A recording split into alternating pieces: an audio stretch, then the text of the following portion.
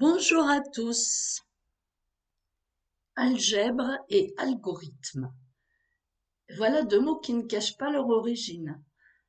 Commençant par la syllabe al, on peut deviner que pour une fois, ils ne viennent ni du grec ni du latin, mais de l'arabe. Et nous les devons tous les deux à un même personnage. Je vous emmène à Bagdad à l'époque des Mille et une nuits, au IXe siècle de notre ère.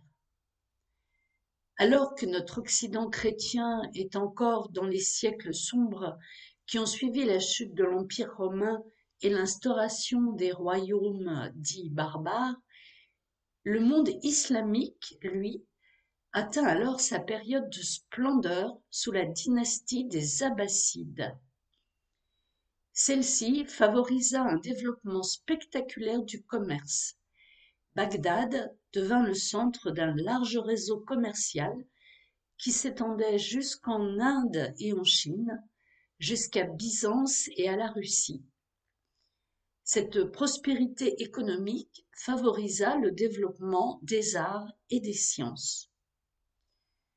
Le calife Al-Mamoun fonda à Bagdad la Dar al-Hikma, c'est-à-dire la maison du savoir, où l'on traduisit d'innombrables ouvrages d'astronomie, de physique et de mathématiques, favorisant ainsi l'étude de la philosophie et des sciences de l'Antiquité.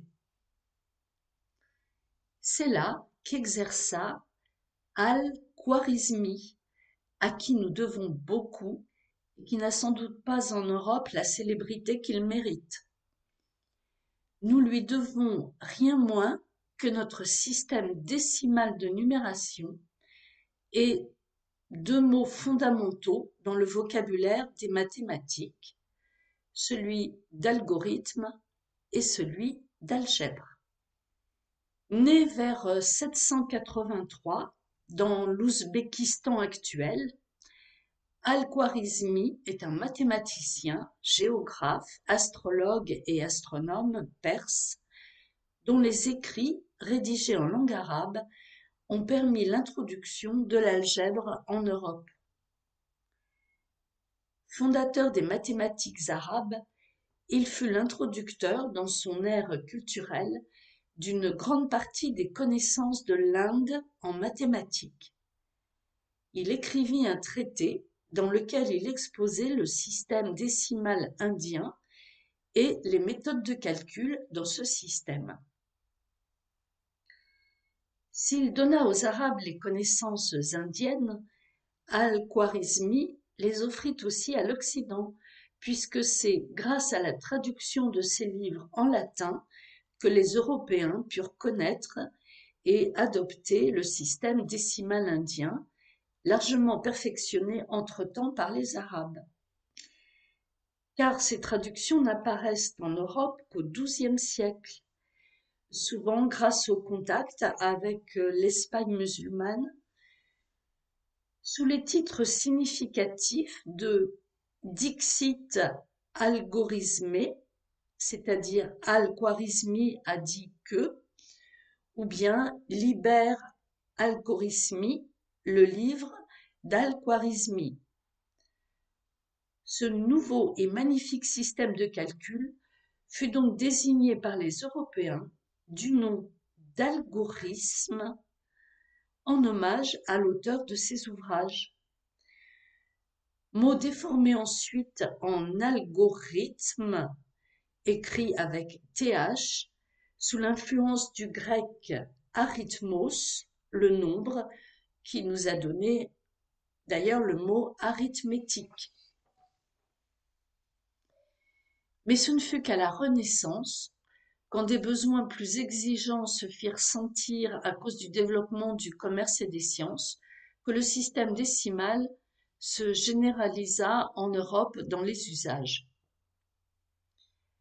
Tout ceci explique aussi que nous parlons de chiffres arabes par opposition aux chiffres romains.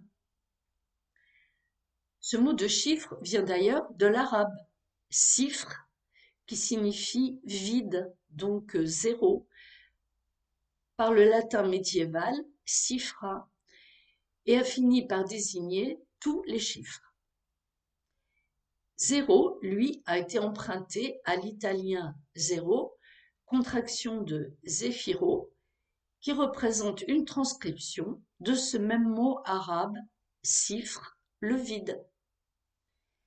Al-Khwarizmi a un autre titre de gloire, c'est d'avoir écrit un traité sur les équations du second degré. Rassurez-vous, là, je ne vous ferai pas un cours de mathématiques. Ces équations étaient connues depuis longtemps, mais c'est Al-Khwarizmi qui élabore le premier une classification générale grâce à une vue globale du problème. Le titre de son ouvrage est Kitab al-Jabr wa al-Muqabala, ce que l'on peut traduire par livre sur la transposition et la réduction. L'ouvrage fut traduit en latin au XIIe siècle sous le titre d'Algébra, car le traducteur conserva le mot arabe al-Jabr. Au final, l'étendue des travaux d'Al-Khwarizmi dans l'art du calcul ouvrit la voie à d'extraordinaires progrès. Et lorsque nous nous émerveillons des fascinantes possibilités des ordinateurs, qui ne sont finalement que des arithmographes perfectionnés, nous en sommes toujours redevables à ce persan. Aujourd'hui donc, on entend sans cesse parler d'algorithmes. Or, qu'est-ce au juste qu'un algorithme? Eh bien, c'est tout simplement une méthode, une façon systématique de procéder pour faire quelque chose, des suites d'actions ou de manipulations précises à accomplir séquentiellement. Un exemple commun est la recherche d'un mot dans le dictionnaire, ce qui montre d'ailleurs que les objets manipulés ne sont pas nécessairement des nombres ou des objets mathématiques. Un programme informatique, une application, est donc en fait un ensemble d'algorithmes. Donc dès que nous allumons notre ordinateur, notre smartphone, notre tablette, nous sommes soumis aux algorithmes. Alors, faut-il en avoir peur? Les algorithmes offrent de nombreuses possibilités, mais restent de simples ensembles d'instructions créées par des humains et peuvent donc présenter des failles. Les programmeurs passent d'ailleurs beaucoup de temps à corriger des erreurs. Mais au-delà des erreurs, ce qui est plus gênant, car de plus difficile à repérer, les algorithmes peuvent être biaisés par la perception ou même par la volonté des humains qui les créent. C'est ainsi, par exemple, que des systèmes de reconnaissance faciale peuvent associer les personnes de couleur à des criminels et que des robots de conversation deviennent rapidement racistes.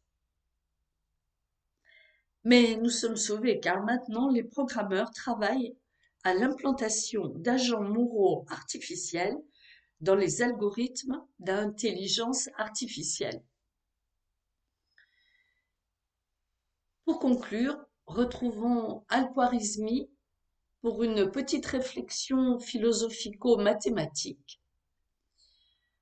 On interrogea un jour le père de l'algèbre sur l'homme. Ce dernier répondit humblement: si l'homme est éthique et plein de morale, C égale 1. Si en plus il est charmant, C égale 10. S'il est riche, on lui ajoute un autre 0. C égale 100. S'il est d'origine noble, aujourd'hui on pourrait peut-être le remplacer par s'il est programmeur, C égale 1000. Mais si la valeur morale, c'est-à-dire le nombre 1 de cette personne disparaît, il ne lui reste que les zéros qui n'ont aucune valeur. Voilà, je vous souhaite de passer un merveilleux été et prenez bien soin de vous. Au revoir.